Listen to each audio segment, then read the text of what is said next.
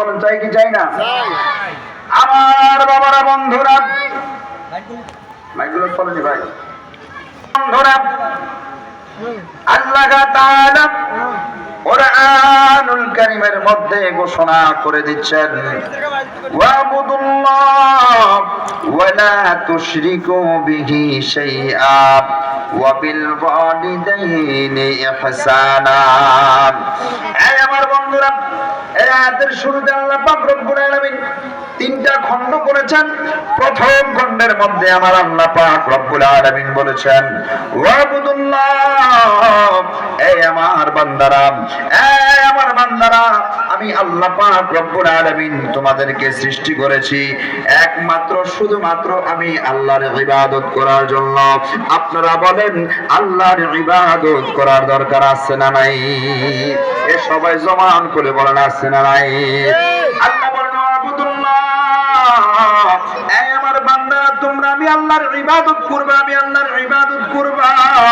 আমার আল্লাহ পাক রব্বুল আলামিন আমাদেরকে সৃষ্টি করেছেন ইবাদতের জন্য। আল্লাহ কুরআনুল কারীমে বলে দিচ্ছেন, ওয়া মা খালাকুতুল জিন্না ওয়াল ইনসা ইল্লা লিয়াবুদুন। জোরে কোন আল্লাহু আকবার।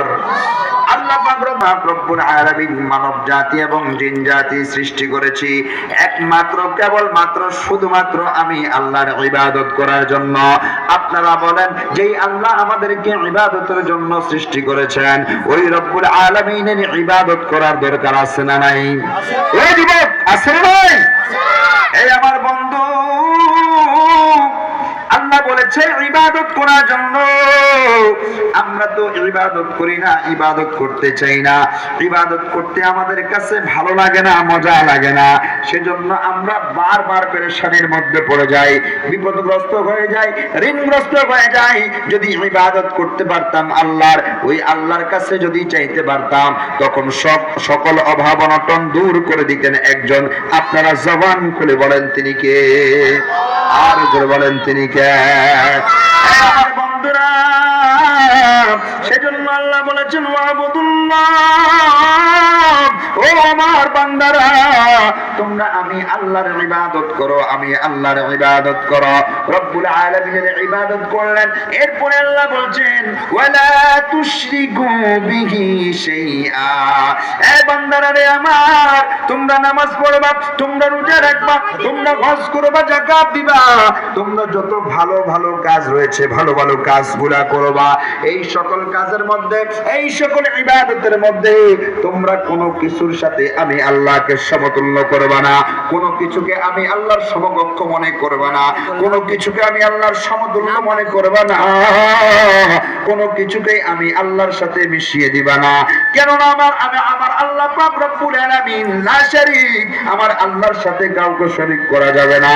আপনি যে ইবাদত করবেন, যেই নামাজ পড়বেন, রোজা রাখবেন, হজ করবেন, ওই ইবাদত গুনার মধ্যে আল্লাহর সাথে কোনো কিছুকে শামিল করা যাবে না। কথা বলেন ঠিক কিনা?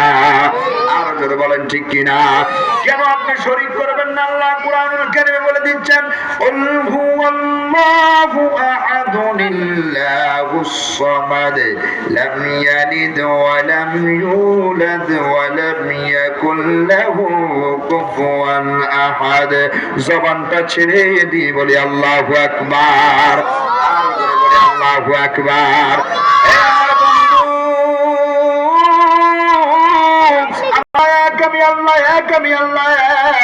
আমি আল্লাহ অদ্বিতীয়, আমি আল্লাহ অদ্বিতীয়, আমি আল্লাহর সমকক্ষ সমতুল্য কেউ নাই রে বান্দা। আমি আল্লাহ কারো থেকে জন্মগ্রহণ করি নাই, আমি আল্লাহ কাউরে জন্ম দেই নাই। এই বন্ধুরা রে আমার আল্লাহ পাক রব্বুল আলামিনের সমকক্ষ দুনিয়ার মধ্যে, আসমান ও জমিনের মধ্যে কেউ নাই, কেউ নাই, কেউ নাই। সেজন্য আমরা ইবাদত করব এক আল্লাহর। আপনারা বলেন আল্লাহর ইবাদত করার দরকার আছে না নাই? আল্লাহর ইবাদতের সাথে কাউকে শরীক করা যাবে না। খেয়াল করেন বাবা, আল্লাহ শুরুতেই বলেছেন আল্লাহর ইবাদত করার জন্য। এরপরে আল্লাহ বলেছেন, বান্দারা, আমি আল্লাহর ইবাদতের মধ্যে তোমরা কোনো কিছুকে শামিল করবা না। প্রথমে আল্লাহর কথা, তারপরে